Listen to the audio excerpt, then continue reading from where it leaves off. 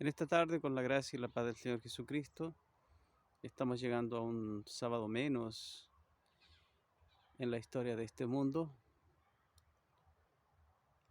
acercándonos al momento en que nos encontraremos con el Señor Jesucristo en gloria y majestad.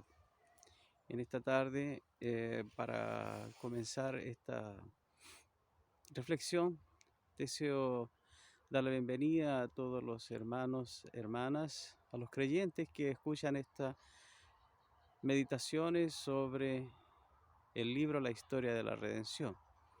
En esta ocasión tenemos un capítulo que nos plantea argumentos a favor, argumentos en contra, informes.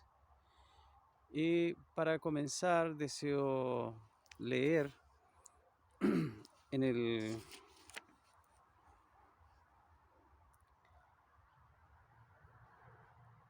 capítulo 23,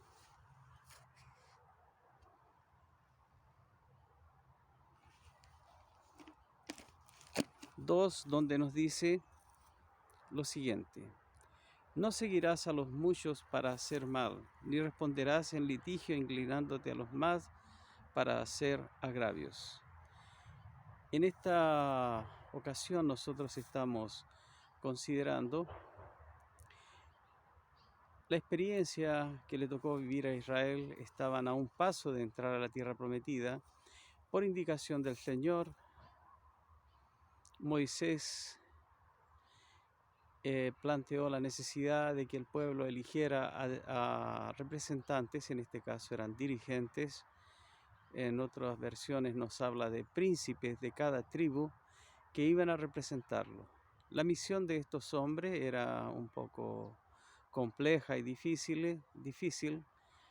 Tenían que ir a la tierra que el Señor le había prometido a sus antepasados. A diferencia con la experiencia de Abraham, Abraham recibió la invitación, dice: deja tu parentela, tu tierra, y anda a la tierra que yo te mostraré. Él no sabía el lugar donde iba a llegar. En cambio, en el caso de Israel, eligieron 12 hombres, los cuales por 40 días exploraron la tierra, la reconocieron, vieron lo bueno, lo malo, y cuando volvieron le estaba esperando Moisés, a Aarón y todo el pueblo de Israel. El versículo que hemos considerado es el peso de la mayoría. En esta ocasión se presentaron argumentos a favor y argumentos en contra. Los argumentos a favor era precisamente lo que Dios había dicho. Era una tierra en la cual fluye leche y miel. Trajeron frutos de la tierra, por lo cual podemos llegar a la conclusión de que era el tiempo del verano. Venían higos, granadas, y lo más sorprendente era un racimo de uva, el cual para poderlo traer tuvieron que pasarlo por una vara y entre dos hombres llegar al campamento de Israel. Hasta aquí todo iba sin problemas, pero ahora se genera la diferencia en los informes. Por un lado tenemos la mayoría. No sigas a la mayoría, pero el peso de la mayoría en cualquier decisión influye. Nosotros vemos al pueblo escuchando la voz de 10 espías en cuanto a que era verdad, la tierra era una tierra muy fértil, muy productiva, pero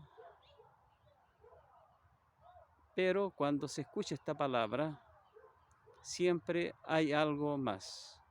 Y ahora viene la parte negativa. Dios se equivocó.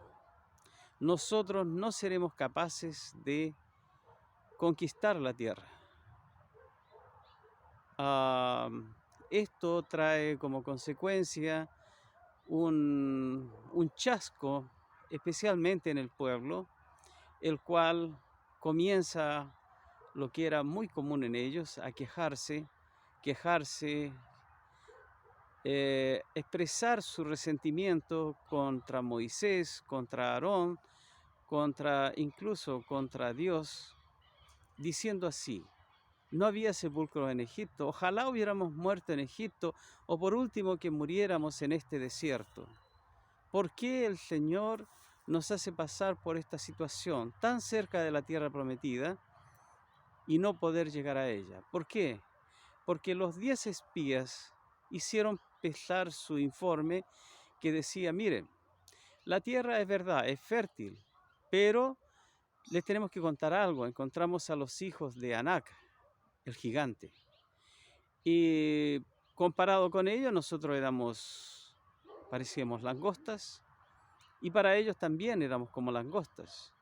Ellos son gigantes, nosotros somos pequeños. Otro argumento que usaron fue la situación de que ellos vivían en ciudades rodeadas de altas murallas. Entonces, la conclusión que presentan: nosotros no podremos conquistar la tierra prometida. Por lo tanto, se equivocó Moisés. Incluso llegaron a hablar de que se había equivocado Dios. Pero frente a esto, el pueblo quejándose, llorando amargamente y diciendo: ¿por qué nos has traído a esta situación? Una situación incomprensible. Pero son esas situaciones incomprensibles las que prueban el valor y la calidad de espíritu que tienen las personas.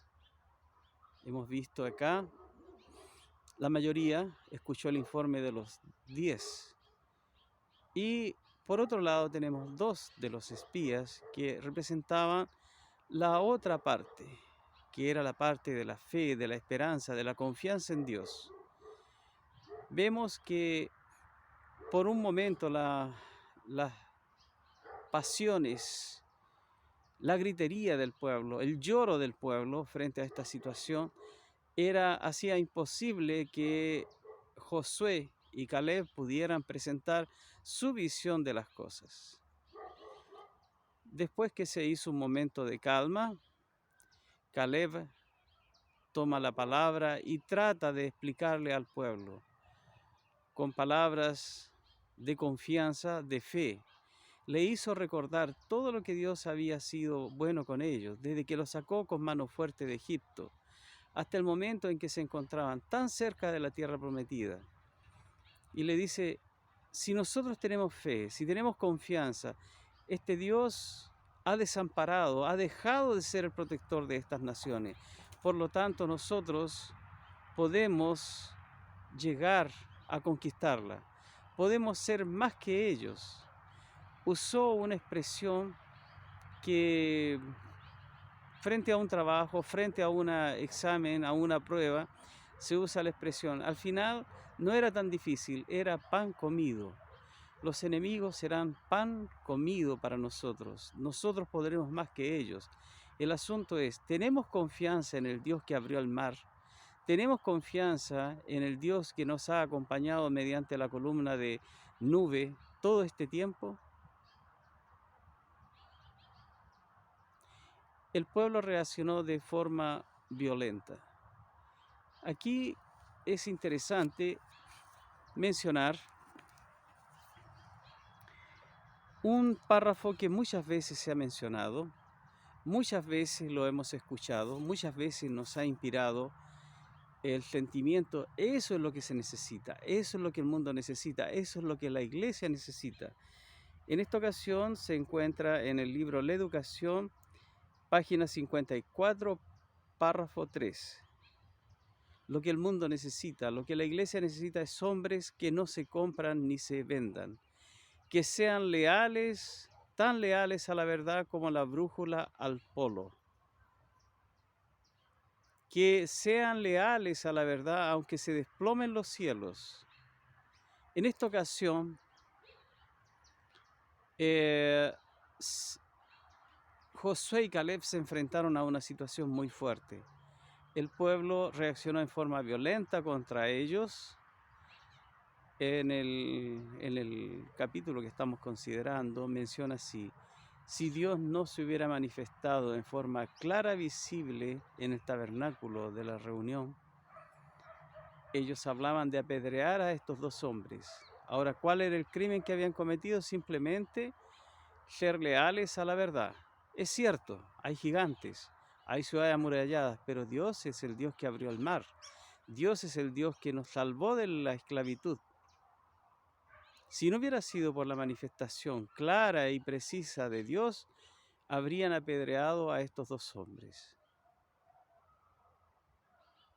que fueron fieles a su confianza en Dios.